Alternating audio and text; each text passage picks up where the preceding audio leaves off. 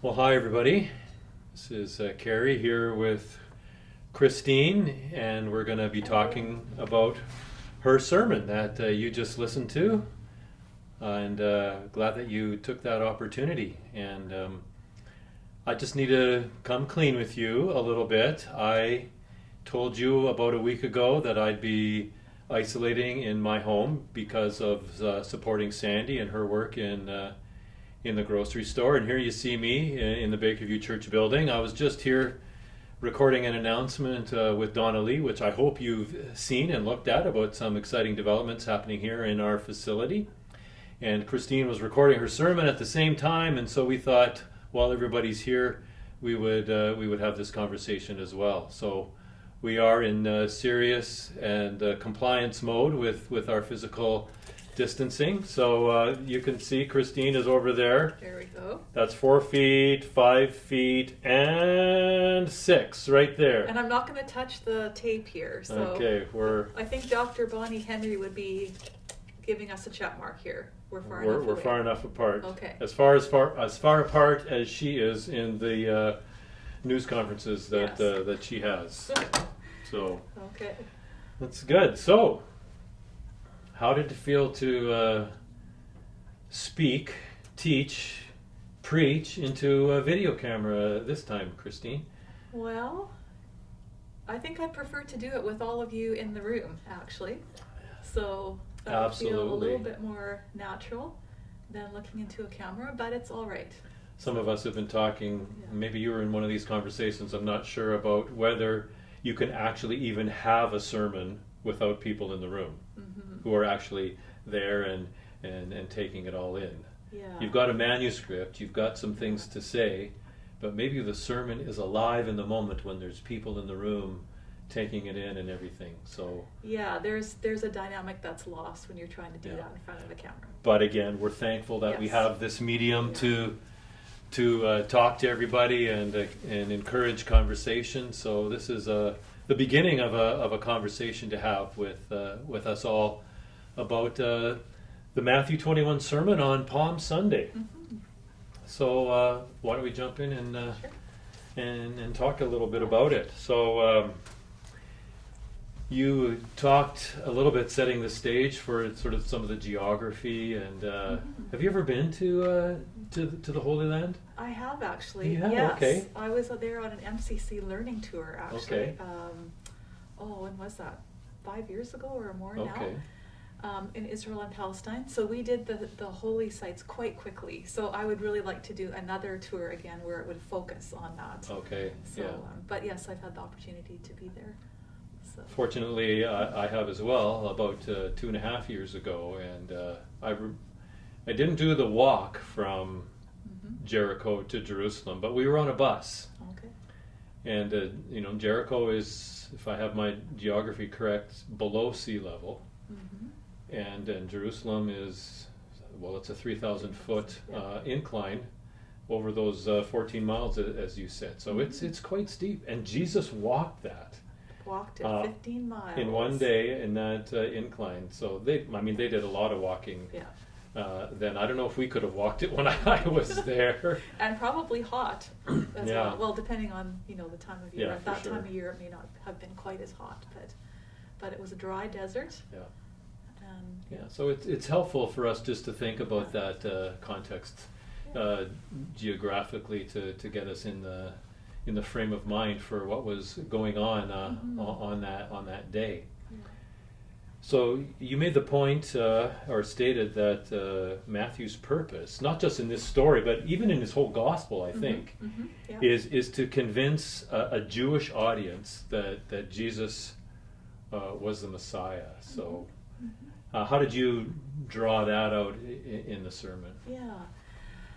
Yeah, Matthew, the gospel writers are writing to different kinds of audiences. So Matthew is writing to a Jewish audience, and he wants them to be convinced, as he is, that Jesus is the Messiah. And so he draws a lot on the Old Testament, lots of Old Testament allusions.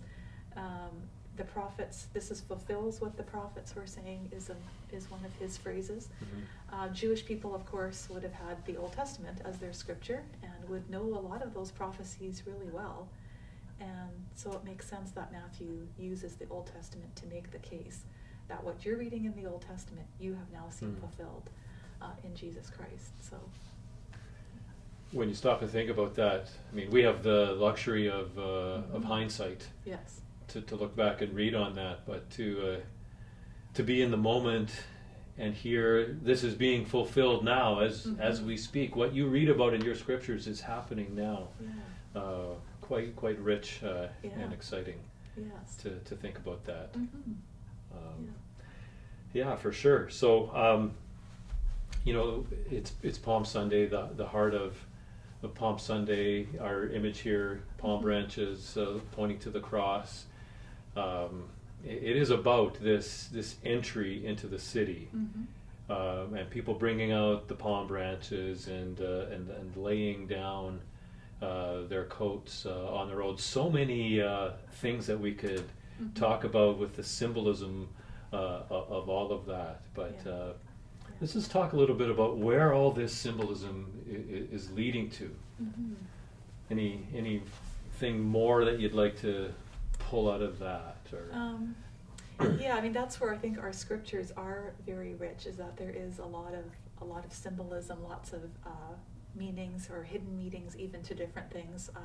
So it's important for us to know context and background. Otherwise, we lose a lot of those kinds of things if we're just reading the text without knowing some of the background. So hopefully the sermon was helpful to all of you in that way, in helping you to understand what some of these things meant. So so Jesus is engaging in a spectacle. So one of the people I was reading when I was preparing talked about how we have spectacles, and we like those kinds of things. So whether it's going to a concert or going to even a sporting event, or sometimes even churches do things like a big musical, that might be a spectacle. And Jesus is he's engaging in a spectacle here with all kinds of different elements that make it a spectacle. So do you think Jesus was building that, or he was constructing it in a way to make it into a spectacle, or did it just become one as he went in? I've never thought about it that way before. Yeah, I actually think he probably was. I mean, he chose the animals carefully, and so if you listen to the sermon, you've heard the meaning of the animals, that Israel's kings would come in on a foal, which is what he came in on. The donkey that accompanies the young foal, the mother or female donkey, the symbol of humility. So he's a king, but he's a different kind of king than how the world thinks of kings, how Israel thought of kings as someone with military might, often power that was exploited. Israel had lots of kings like that. I think Jesus is kind of he's an artist here. So maybe the way we know that Calvin Dyck creates the songs, sings it, songs, strings, and steps, that's a real spectacle. There's much to look at there, and all kinds of different elements that he incorporates to create a lovely event at Christmas time. I think Jesus is he's orchestrating something here. He's bringing a message by doing this. Yeah, for sure. Yeah. One image that I've thought about a lot too in this, and you mention it in your sermon too, is he didn't come in on a horse. A horse would be the war horse image, the king who is the conquering victor. Comes in and they have the triumph. It was a common practice, and we still do it today. Military parades, those kinds of things happen in the world, where we use spectacle in a negative way. You're phrasing it here in a positive way. Yes, we often think of that as somebody made a spectacle of themselves, but the way this particular writer it was more a positive kind of word. For sure. So this peaceful king of another sort. There's some dissonance going on, especially for us who are reading it. In the moment, was there dissonance going on with what we see here, this peaceful king coming in, and we want to get to this conversation about expectations. here as well. Mhm. What were the expectations of the people as they saw this Jesus, this teacher, coming in a kingly fashion, but the humble king fashion? Mhm. What do you think they were thinking about as they were Mhm. pulling down the branches and laying their coats in front of him? Yeah. Well, as I mentioned, there was, probably a lot of different people that made up that crowd. So from the people who have no clue what's going on, they just kind of got caught up in this spectacle. Yeah. Then you have the disciples who, yes, Peter has made the confession, "You are the Son of God." So the disciples know that, and yet they don't kind of still know the whole picture, really understand what all of that means. So even his disciples, I think, probably here are not really knowing they don't know what's coming. Even though Jesus has predicted his death, I don't think they're really seeing past kind of this event. They're going to celebrate Passover. So I'm not sure the disciples even would have been aware of what was coming here, even though they knew Jesus was going to die. Jesus had said it a lot of times. I suspect that here they just think they're going to celebrate the Passover. And coming in on the foal and with the donkey there, I'm guessing some people might have been kind of confused by some of that. Why does this rabbi think he would come in on a foal the way a king would do? I mean, yes, he's a rabbi and a master teacher, if you want to call it that. But Maybe he's that. not. Sorry. Yeah, but he's not. That doesn't make him a king. So there is probably confusion around some of what he was trying to say here. And then the donkey, which is like the humble, like what's that all about? Because kings aren't Mixed like messages that. in some way. Yes, yeah. And yet the Pharisees are saying, Master, tell these people to stop. And then I don't know if it's in this passage or not, the stones will cry out if the people stop bringing their hosannas and praises here. So he is making a kingship announcement. Oh, yes. He's making a kingship announcement. Yeah. How that's being interpreted, I would think that the religious leaders are looking at that very nervously, because that probably is not being lost on them. Yeah. That he's coming in on the full. I'm sure not. And he's already been someone that to them is very subversive and a threat. Do you think the religious leaders, back that up a bit, we think that some of the crowds, maybe even some of the disciples, were thinking, this Jesus is going to free us from Roman oppression. He's going to bring a peace upon our land through removing the Romans and their oppressive ways to us. What about the Pharisees? Like it seems like they weren't excited about Jesus coming in to do that. No. They had a different view, a different insight. Yeah, I would say that they're probably, my guess is they're just viewing him as a heretic. He's the troublemaker. He's coming in with all this crazy teaching, claiming he's the Son of God. And maybe somebody who is threatening their position. Threatening their hold on religious power. Yeah. A religious order.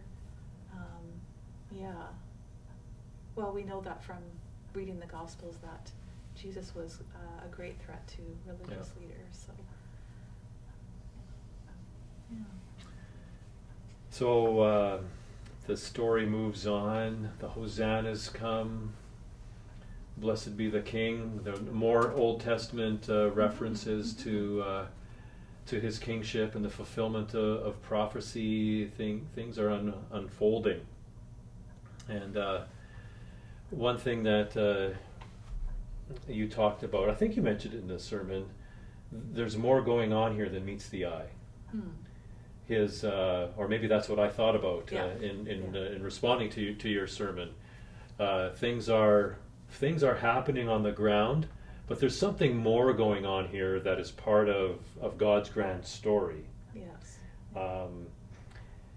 So for those of us who have at least a little bit of familiarity with the story and the epic story, we can see and understand that when we read this. But let's maybe jump to today for a few minutes, and then apply that phrase till now. Is there more going on now than what we see with our eyes? Just like when Jesus walked in, rode in, there was a lot going on in a spiritual sense, in the grand story sense. How could you or I or anyone really have the full answer to this? But let's speculate. Let's talk for a little while about what's going on right now. What do you think? Yeah, at that time it was the Passover. That's what was happening. All the thousands and thousands of people were there for Passover, and this event of Jesus coming in is just kind of another layer to that, or it's just part of this larger, normal event that Jewish people engaged in. And then there was this other sort of stream of Jesus arriving there, and who is he, this man on the foal, and who becomes the lamb? Who becomes the lamb? Which is central in the Passover story. Right.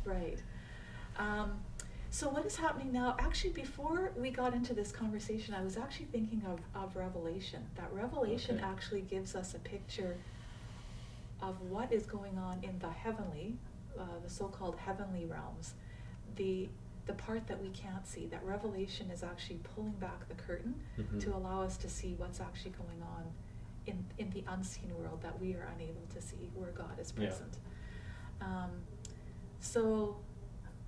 Where was I going with that now? So even in our current world, God is on the throne. God hasn't let go of the world. God is holding the world. And I think at a time like this especially, but at any time, there's lots going on that God is doing that we actually can't see or don't know about. Just the way the disciples just couldn't see the whole picture, and lots of other people as well, but even Jesus' disciples, the ones that had been with him for 3 years, they just couldn't see that whole picture, but God was at work. God was at work. Jesus knew what he was doing. He was faithful to that call and to that end. And even now, no matter how close we are to God, we don't know everything that God is doing. And so that's where the element of trust comes in, of trusting the character and the nature of God. And that's where the biblical text is important, as well as the stories of our own lives and the lives of others that have come before us, of who God is, that God is one who is working for good, that God is one who can be trusted, that God is working for the salvation of the world and of the whole, of us as people, of the whole created world. So at a time when we're experiencing a crisis like this, we don't know actually how it is that God is working, but we can be sure that God is at work, that God has not abandoned the universe. Jesus, in one conversation, said, "My Father is always at work." And we've had experiences like that in our lives. Many of us could tell stories, I'm sure, of the times that we have wondered when things were really difficult in our own lives, or we were really suffering with something. Where is God, and how is God working here? And sometimes later on we can look back and see that larger picture that we can't see at the time. So I wonder what we will look back on in 6 months from now, or a year from now. Or more, Or more, with this time, and were we able to see God at work? So I know people are asking, what is God doing now in the world with this whole COVID-19 crisis? How is God involved in this? And different folks think differently about that. And is God in some way bringing this? Is God in some way active in it? Depending on your views, you might lean one way or another. I'd like to say that absolutely God is using this time to give us an opportunity to draw closer to Him. I'm less ready to say that God is initiating or causing this kind of a thing, and we could talk more about that with different people. That's a good conversation fodder, I think. And perhaps important conversation too. Sure, yeah. Yeah, and then what are the broader implications of who we understand God to be in a particular view that we might hold? What does that mean about who we understand God to be and how God is with us? Yeah. And how does it affect then how we live our Christian life, how we engage with other people, how we engage with those who have the virus? Yeah. Yeah, so there's some important questions that come up about who God is and how God is at work. And we're raising them so that you can keep having conversation about them, and we won't have the final answer on it here. Yeah. So. Are we wimping out? Yeah. Well, you stated an opinion already. I would also say no. I don't feel that this is something that God purposefully does. Do we say that God allows it? Well, obviously God is allowing it because we know that God could stop it. He's sovereign. So God has allowed it. Whether God is actually instigating it, that is something that that would not be my personal view of God. Mm-hmm. But obviously it's happening. Yeah. And God is at work in the midst of that to somehow work for goodness, however difficult that may be to see at the time. Yeah. So. But our faith tells us that God is always at work, and we affirm completely and fully that God is a God of love. Yes. And so he's at work some way as a God of love in the middle of this crisis, wanting to redeem humanity to himself, to build a people for himself. He's always at work doing that. Yes. Yeah. And when we see the ways that people are responding to others, times like this bring out the best in people and the worst. Yeah. But there are acts of real kindness and generosity that are happening everywhere. And that's a picture of the image of God that is in people. And one of the ways that God is at work, God will be at work in this situation through us. Absolutely. And how we're responding and how we are engaging with other people. Mm-hmm. So that's one of the ways people will know God at work is what we're doing and how we're responding. Yeah. Just before we went on camera, when we were talking about this conversation, you mentioned something about where we are right now in this moment and how it compares to the timing of the story, Palm Sunday, the triumphal entry, moving towards Good Friday, and then we know something comes after Good Friday. So, and you said we're kind of in a Good Friday moment in our country, in the world, right now. And that was an interesting way to think about where we are in this story, and it brings us back to the expectation conversation in the story, and for what's next for us in this moment too. Yeah, this Palm Sunday story was almost should have been the story maybe 6 weeks ago. Yeah. And life was just kind of going on, and we were going to parties and to get-togethers and to meetings, and we didn't think twice about being in a room with someone. I was coming home on a plane on February 29th, and I wasn't afraid at all. It's just the world totally changed in a very short time. Yeah. Nobody at the beginning of a conversation would have done this. Nobody would have been 6 doing or 8 that. weeks. Stay We wouldn't have away. been doing that at all. Things have changed. Things changed wildly, and so this sermon was almost kind of like how our life was. We were doing these things. We were living our lives. We were celebrating. We were working together. We were doing all those things, and now we've kind of already entered into kind of the Good Friday, and when we are literally seeing death. We are seeing illness. We're seeing death happening. We're seeing lots of death in a place like New York. It's just so much amazing suffering, really. what's happening. Yeah. More news stories that are coming up, well-known people who have passed away. So we are in that Good Friday now, but the story never ends. Jesus' story does not end. God's story doesn't end with Good Friday. And Easter Sunday will be coming. Yes. It's coming next Sunday, but it's also coming in our world. Yeah. As we hope that this virus is going to be dealt with, we hope a vaccine is going to come. Could be a while till we see it eradicated, but we hope that Easter Sunday is coming. Yeah. So. Well, we know that it came, We know that and it we came. hope that it's coming now for Yes, us. Yeah. exactly. Yeah. Yeah. So you preached into the camera, such as it was. We're having this conversation. Folks are listening in. As we come to the end of this conversation and people move on into the rest of their day and their week, as this sermon lingers in their mind, what would you like people to hold on to from what you've been saying, and even in this conversation? What's a takeaway for folks? I think that Jesus is not always who we expect Jesus to be, or God doesn't always act in the ways that we might expect or want God to act, but God knows better than we do. And God has the big picture in mind, even when we don't know what that is. Yeah. And so this is a special opportunity for us to really trust in the goodness of God and in the love of God, and trusting that God is working for good, and that we can look for, even in our days this week, where is God in places that I might not have expected God to be? Where is God looking for goodness in my own life, right where I am?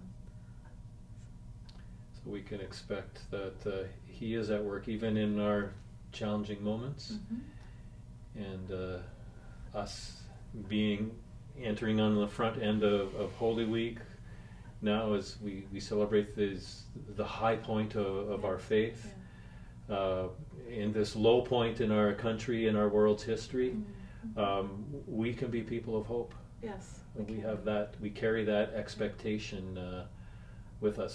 That's a good word to move along into this. So, thank you, Christine, for engaging in this conversation and shedding a little more light on the message that you brought. And it's always good to talk about these things. I hope you continue on in your conversations, whether it's around your dinner table or with a phone call, over a phone call with a friend, or even in your own thoughts, in your prayer life, in your journal, as you think about these things, moving into this wonderful week that we will experience, maybe in a different way. Of course, we're not going to be gathering together on Easter Sunday. That's going to be very different.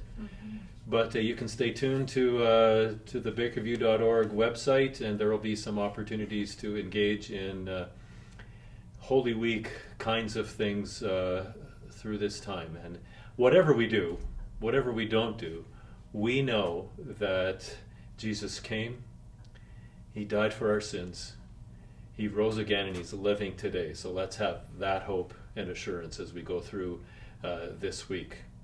Many blessings to you all. The Lord be with you. Blessings to you.